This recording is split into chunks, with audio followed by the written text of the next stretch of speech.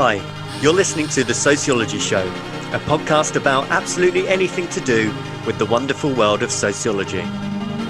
Whether you're a teacher, a lecturer, a student, or just taking a passing interest, this podcast will look at a range of issues from social class, ethnicity, gender, sexuality, religion, crime, education, and anything else that sociology has to offer. My name is Matthew Wilkin, and each episode I will speak to someone working in the field of sociology and let them explain all about their own interests, their research, and their experiences. So, put your earphones in, turn the volume up, and let's be sociology geeks together, eh? Hi there, thank you very much for joining the podcast. Do you want to start by telling us a little bit about who you are and what you do, please? Hi, I'm Julie Parsons. I'm an associate professor in sociology and criminology at the University of Plymouth. And for the last, 8 years or so, I've been running a number of funded research projects at Landworks. And Landworks is a resettlement and rehabilitation project that's based in Devon. And I've been really lucky enough to work with people on placement at Landworks, and the people on placement are referred through probation or they're released on temporary licence from the prison. And we do sort of interviews and create a blog together, and that's been going on since about 2016. So I think that will do for now. Thanks. My name's James, and I'm a volunteer here at Landworks, and I've been coming here now for 8 months. I started coming here initially because I was on probation, and also I was here a few years ago, and I remembered what was going on here and what I could do. So I recently last year I got in touch again when I was on probation to sort of like get things underway again and try and work from there. But yeah, that's where I'm at the minute. So 8 months in and learned a few more skills and much better for it so far. Thank you. I'd like to get a little bit more about both your stories, if you don't mind. So, Julie, coming back to you to start with, how did you get into the profession that you're in at the moment? I quite like hearing about people's long and winding roads to get to the place where they are now. Yeah, okay. I went to, well, basically, I was pregnant. That's it. That's all you need to hear. And I lost my job. I've been working. I left school. I didn't go to university. I didn't do the usual route. I left school and I messed up my A-levels, and so I went straight out to work, and then I got pregnant eventually. Well, not eventually, but anyway, I got pregnant, and I didn't know what to do. I'd lost my job, and so I thought, maybe I'll go to uni. And a lot of the people I was sort of hanging out with at the time were going, and I went to the University of the West of England in Bristol. I was living in Bristol. And I wanted to do law, but they wouldn't take me because I didn't have enough A-levels. They said, well, why don't you do social science or humanities? And so I did social science, and I'd never, ever heard of sociology, bizarrely. And I remember the first lecture, it was Geoffrey Weeks was there at the time, and he was talking about modernity, and I was just like blown away. And I also thought, wow, there's names for all these things that I've been really critical of structures and, class and gender, and this is actually a thing. So I was really blown away by it, really, and I just loved it. And then at the end of the 3 years, because I loved it so much, I was really swotty and did quite well. And one of the lecturers said, do you want to do some teaching? So I signed up to do some associate lecturing work, and then I did a master's at Bristol.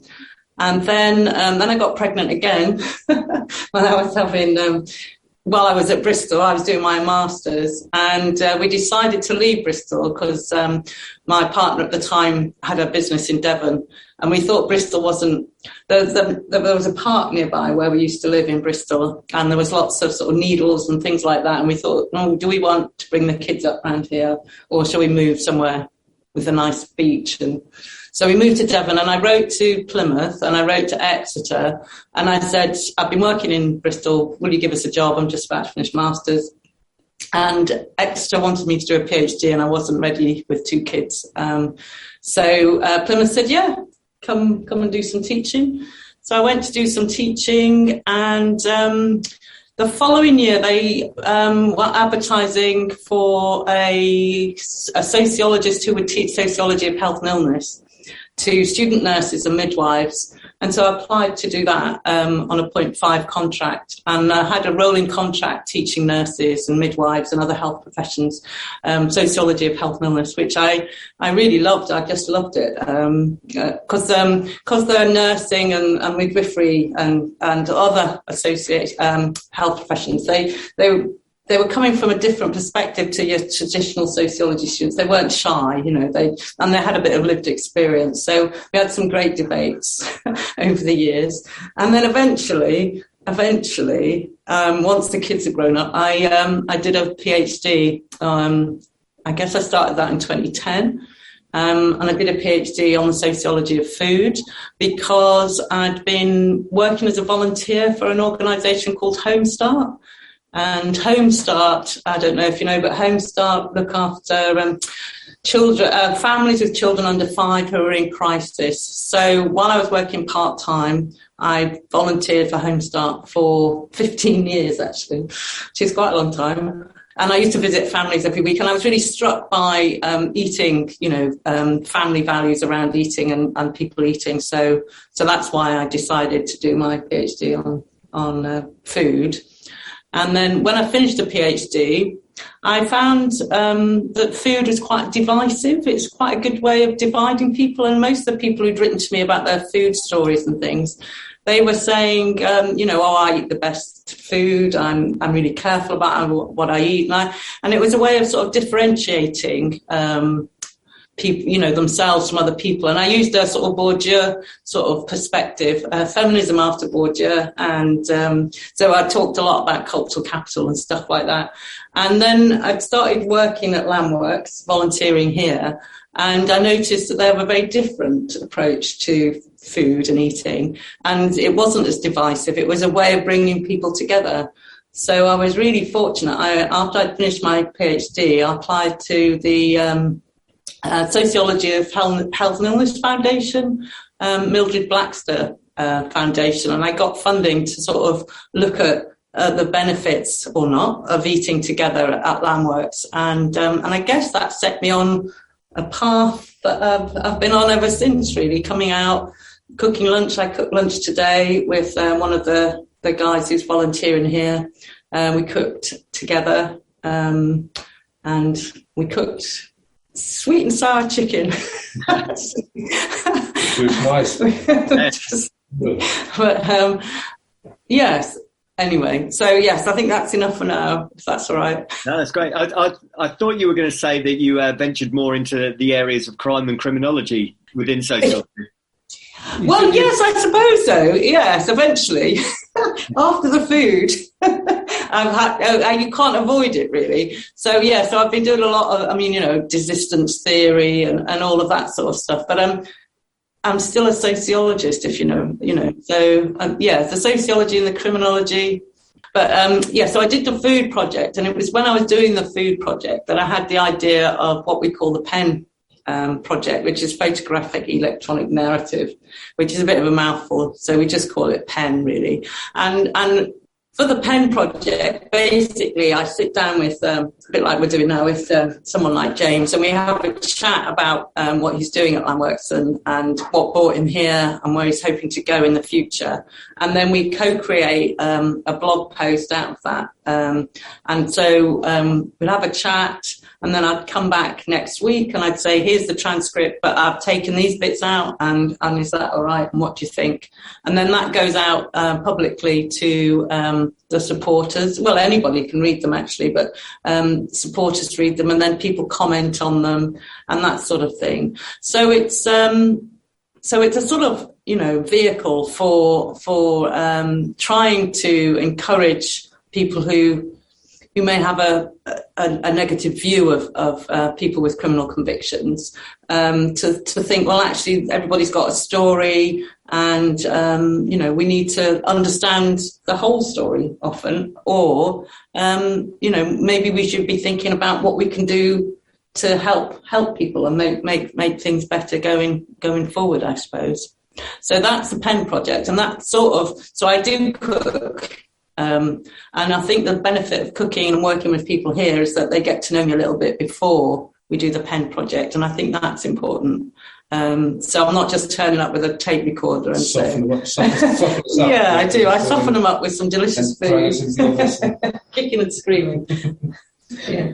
So yeah, my reasons of being here from previous to this was, I have a history with addiction before I came to, over the years of the last decade. And I found myself getting into some problems with the addiction that goes along with that, with breaking some laws. Found myself in the system of a couple of times having to go to jail.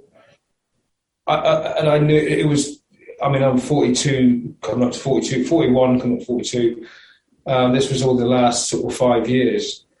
So it's not, but I was never somebody who was breaking laws previous in my life. But I always struggled with addiction, with alcohol. And I found myself a couple of times in jail, and some things needed to change. And on probation, of course, when you come out of jail. So I was I always found myself at a loose end in regard to my addiction and what I did after, with regard to sort of getting work and everything else and getting back into sort of like the swing of things, getting my life together. And I always found it like a real uphill struggle. And I always knew that alcohol was the main problem that was causing everything. So once I sorted that out, I could sort that out. But but as you might know about addiction, I don't know, but it's an ongoing thing. So I'd have to get myself established. Well, get myself obviously off the substance itself, but then I have to kind of find my way back into society with in regards to living arrangements, which is one thing, and then it's of course, but you're early in recovery, you're a bit still at a loose end, you're not quite right in your head, you've got no confidence, you've lost everything, your mental health is not great because you've had a bashing from the substance itself as well, which is has a massive effect on your mental health. But of course, the criminal side of it, which can also make things difficult with regard to getting work. But this place was an option for me, which is, I have to say, obviously, initially when I first heard about it and I was told to come here, I thought, it's just another one of those little places where you dig a few weeds and, paint a few walls and a few fences and things like that. Just to try and keep me off the street, or as it were, as somebody to just to try and not help me not get into any more trouble, or as a help to kind of stay sober. But I've used it as a tool to stay sober really as well, and also to build myself, my confidence and everything else back up, which I've not lost just from prison, but previous to that over the years from years of addiction and substance abuse. But coming here has just given me not just the time to spend each week somewhere to go, but also a sort of sense of kind of like a part of a community and everything else, and the skills that we do here and all the stuff. But those are things that I've always wanted to do over the years, but I never had the opportunity to do them. And it's just, for me personally, I'm not sure, it might be probably for a lot of people, but for me, it's like I'm meeting people who are like-minded as well. Because I've always felt like I am. Everyone has a certain personality type, don't they? Everyone has a certain personality. I do feel like I'm quite an empathetic sort of person. I do care about people. I do have that sort of way about me, but it's not something I've exercised over the years. It's not something that's been appreciated, probably. And I found that being here in Landworks, I'm amongst people who are like that, who do have that kind of those sort of attributes. But I would never have seen them as attributes years ago. I would have seen them as more of a weakness. But where I feel like it's okay to be me, and I feel comfortable, which is in itself is a massive milestone in my life. And it's only every now and then I'll say how much I love this place, but everybody says they love this place. Everybody says it because there's nothing to dislike, to not love. I mean, it's food and everything else. But for me, personally, it has been. I mean, I can't, but I would love to, stay here for a long, long time. But it is basically just somewhere to help me to get on to newer sort of pastures and what. But which is something I have done. Which is something I have, because I have built the confidence and things I have over the time I've been here, and got the belief in myself, things I didn't have before, and I'm now in this sort of the workings of trying to sort out my access course to go on to do, hopefully do a degree next year in renewable energies, or engineering at least. It has given me a lot of things that I wouldn't have necessarily had at all if it wasn't here. I was thinking the other day, I couldn't. If I did ever get to where I am right now, it would have took me a hell of a lot longer, and probably the university thing, college thing, wouldn't even be something I would even think about, because I didn't think I could. But even if I did know I could, or it was accessible, I don't think I would have had the confidence that I do now, the belief in myself. I will be. It's one of those places, when you meet people and you see in life, it's one of those places where you always be eternally grateful, and you'll always, wherever you are later on, you get somewhere you'll always come back to sort of say, just to say hello or whatever. So whatever it is I am in the future, I hope I'm well enough just to get out of here, just to say hello and maybe pop in for a cup of tea and something to eat. Definitely something to eat. I'll be out here lunchtime. Yeah. Thank you. Sorry, James. I was just going to say, firstly, thank you very much for sharing that. That's fantastic. And in some ways, the next question I was going to ask you, you've kind of answered in some way, but a lot of the listeners are students who study crime, they study deviance, they look at punishment, what's effective punishment, what's not effective punishment. And a question for both of you, really, from your own experience, James, and Julie, the work that you've done yourself. What constitutes effective rehabilitation, if you like? What is the right way to go about it? I know that's a big question to ask, but do you think there's a right way and a wrong way to rehabilitate those that have been involved in crime in some way before? I think everyone's different. Everyone's definitely different. I mean, the law will be the law that they broke is generally different. Or you probably could argue that there's a lot of people that are in jail that are for the same reasons, to be fair. But everyone's different as well. But I think it's more of an understanding. It's kind of a bit of a cliche to say, but it's understanding the individual. And I think it's the lack of understanding over a long period of time for each individual that has made people go to that way of life anyway, or to commit crimes. If it's substance abuse that they're in jail for, then you can say, well, that's the reason. So you need to help with that. And then, of course, once you've had help with the substance abuse itself, you've got to help them get back on track, the rest of their life back on track. But if it's not substance abuse and it's just somebody who breaks the law, somebody who's just has who's grown up with committing crime, it's those people that need to be understood as to why they've had to go to that route of why they want to do that. I mean, so they'll tell themselves that it's something they just love it, they enjoy it. There's probably an element of that, but there's a lot more to a person than just somebody who just wants to break the law. Everybody at the end of the day wants to be a good person. I think, of course, you're going to get people that don't. There's bad people on this planet, that's for sure. But there's a lot. I think a lot of the majority would probably, don't want to be bad. They want to have a good life. They just don't feel that it'll ever happen to them, or is it even possible. So, for whatever reason, personal reasons, opportunities, yeah. I think the current system for rehabilitation isn't really working, and I think the recidivism rate for people going back to prison on release is almost 50%. So most people get locked into a cycle of going in and out of prison or in and out of the criminal justice system. And I think if we're serious about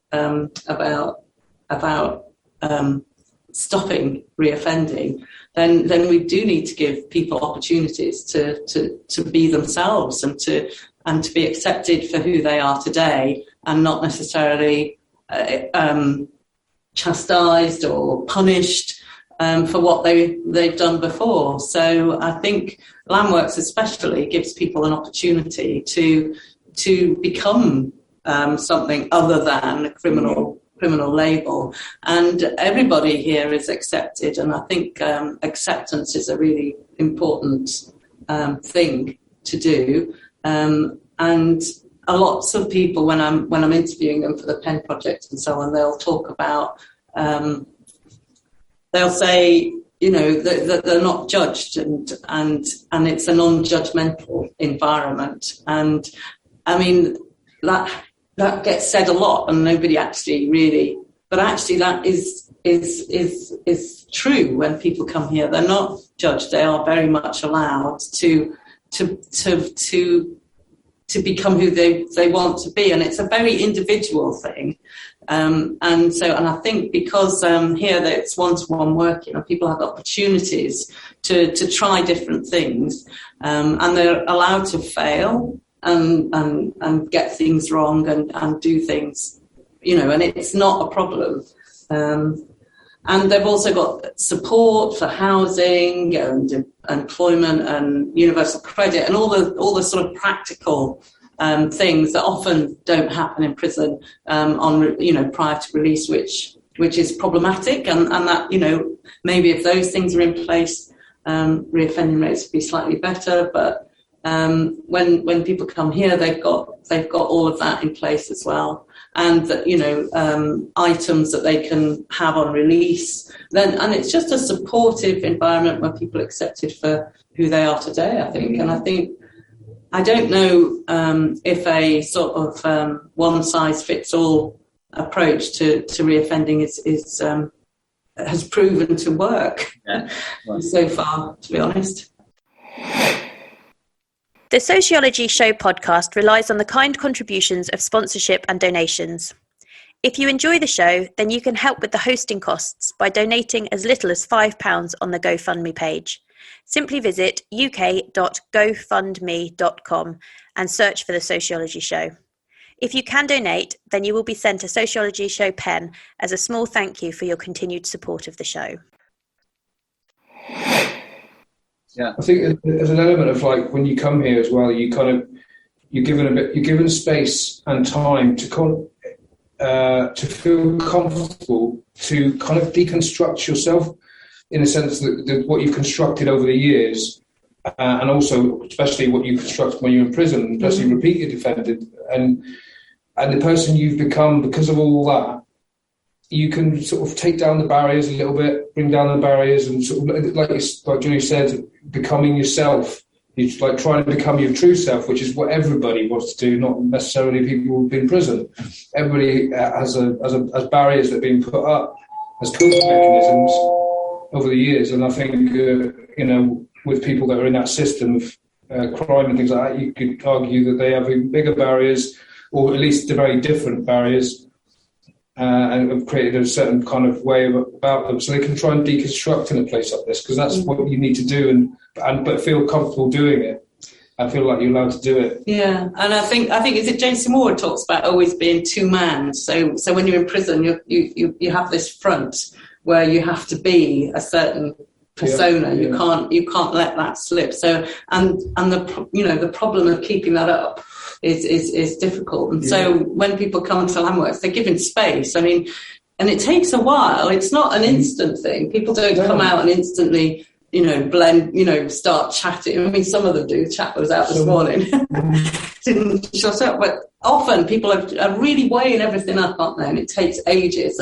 And sometimes it can take weeks for people to sort of come out of their shell. And it's a lovely thing to witness, isn't it? Yeah. And it's keeping them coming here, isn't it? That time, because it's going to be can be an uncomfortable feeling, I suppose, because you're becoming more vulnerable. But obviously it's just keeping them safe, feeling safe in that time, which is quite a critical time, I think, is that time. But yeah, I mean, because like Julie said about the kind of the person you're going to be, that's the sort of cliche of being institutionalized and things like that. But like I said, those things need to be not stripped down. It sounds a bit aggressive, but need to be able to deconstruct themselves. Yeah, I think. And I think the key to it is time. And you just need the time to be allowed to. The time, yeah. Time. You can't rush people. I would say I was quite lucky in the sense that I also knew that I needed to deconstruct in the sense, not just because of jail, but because of my lifestyle in the last 10, 12 years, 13 years, 15 years, or longer actually. I knew that I always had to change. I knew that there was somebody else. I took a few wrong turns back over the years, and I knew that I'm supposed to be somebody else, or try and be somebody else at least. Some people, for some people might not even recognise that's what they need to do. They feel that that's whoever they are at that point is who they're going to be for the rest of life. So that's another aspect of it. I think they probably need to. So I think it's about acceptance, but it's acceptance from people, but it's also acceptance of yourself. You've got to learn to accept yourself and where you are with things. Where you are, yeah. And I just wondered, I know you said that everyone needs to be treated as an individual. I think most of us would totally agree with that. I just wondered if you hear similar stories time and time again. James, you mentioned, your issues with addiction. I'm sure poverty is obviously a key factor behind it. Do you see common patterns in terms of people that do find themselves in the same situation? Oh, absolutely, yeah. Yeah, that is probably one of the most common stories. But I think a lot of people would start a lot earlier because you could argue that when they're doing something, they do it properly. I was just too much on the fence, so I dilly-dallied a little bit, and I ended up doing it later on in my life. A bit too hardcore on the alcohol or whatever. But yeah, absolutely, that's a common story. Yeah, that is people that find themselves in an addiction, and that's a way of life. Because of that addiction, you find yourself into the system of just going round in circles. And you just cope. There's no way of getting out of it. You need a little bit of help. You do need a little bit of help. And I think anybody who does get out of it themselves, it's one of those make or break, life or death scenarios. But you don't want to get to that far, because then you look at the statistics of how many are going to make it and who don't. So that's scary. That's scary. Yeah, we've got. I mean, quite a lot of the guys that come have been in the care system, and it's almost like they've started in the care system. They've been to various sort of foster homes. I think one of the guys we had coming out, I think he had over 60 foster homes that he would, and he was sort of all over the country. He was shipped around all over the country. And for a lot of them, I think ending up in prison is sort of just part of the system. They're into the system. Yeah. And once they're in that system, it's really, it's sort of almost like, progression. So you go from all of the different foster homes into a sort of young offenders, and then it's prison. And one of the guys we've got who comes out, he's been totally institutionalised, because he's been in and out of prison since he went to that young offenders institute. Although since he's been to Landworks, he's been out of prison now for 2 or 3 years. and that's the longest he's ever not been in prison. So, because there's two types of criminals. There's people who are addicts, and there's people that who are not. So, probably more than two types. But in the sense that they're either an addict or they're not. You know, the people that are an addict, they could be addicted. They're in a rut. They've got nothing. They keep stealing for drugs, stealing for drink. They're in jail. They end up going in jail. They get clean for that period of time. They're in jail for whatever crime they've committed. They get back. It's almost like an MOT. You know, you're back to reasonable good health, so they know they can go back to it again, because that whole time they're in jail, they're just dreaming of when they can get back on that drug again, because that's the only thing that makes them feel good. And there's not enough in jail to help the person get off the drug. But why would you might initially be thinking about it at the beginning, thinking, "Oh, my life's got to change here." But life in jail is so horrid anyway. The thought of doing that drug again becomes it's great, it's massive. So and then but then you got somebody that who's doing jails for. You could argue maybe that they're there for what they're trying to make lots because they want to keep making money. It's the only way they know how to make money is by committing certain crimes for whatever it is, car theft, burglaries, or burglaries more often for addiction. But yeah, I think we've had a few career criminals out here, who've been. And that's hard then. And I've had debates with people about how are they going to manage when, without committing crime, because that's all they've known. And also, they earn them quite a bit of money. I was going to say, they're quite lucrative, sure. Yeah. Yeah. I mean, they'd have to work a lot harder and longer hours to earn anything near that.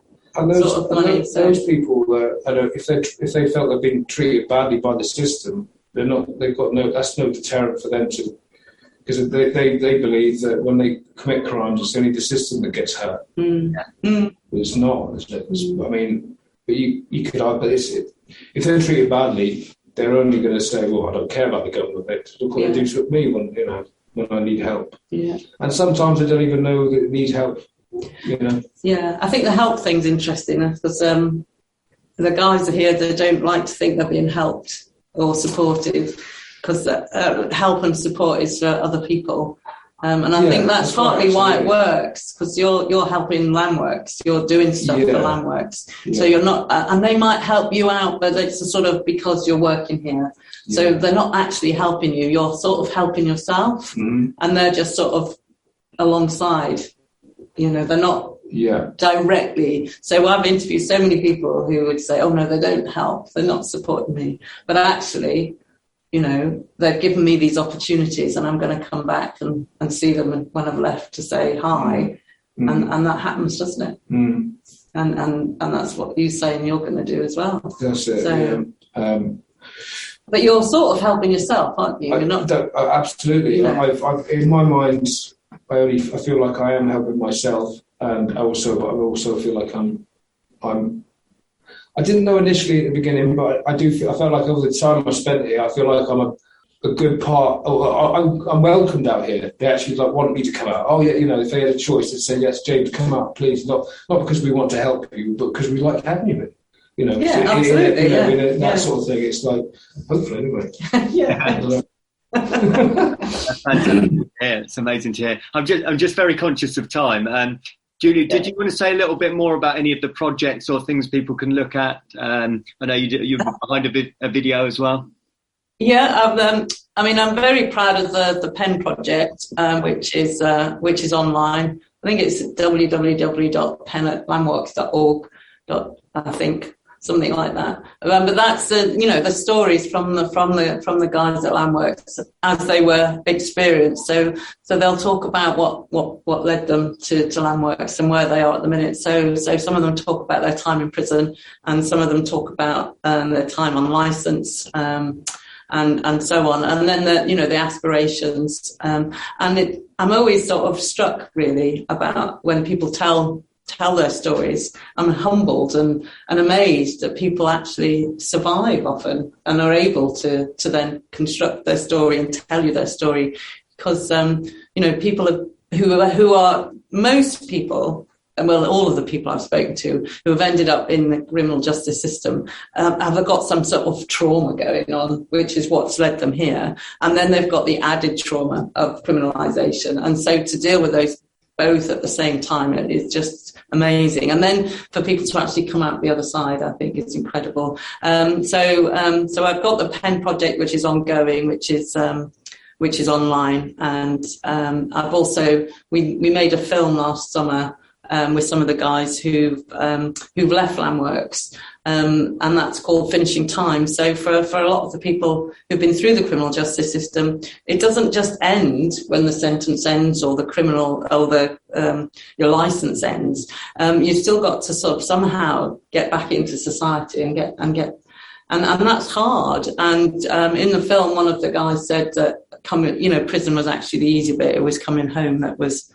hard. And still has its challenges. And once you've got a criminal record, it's very difficult to shake that off. And it's difficult it's sort of about acceptance. It's difficult for people to accept that they have become a criminal, as equally as it's difficult for society to accept criminals back in. So there needs to be a sort of shift, I think, in terms of how we think of and how we think of people, really. Absolutely, yeah. Stigmas are massive part to not just criminals, but every walk of life. Yeah. Because we all want to feel better than the next person, so we put them down and put them into a category to lift yourself up.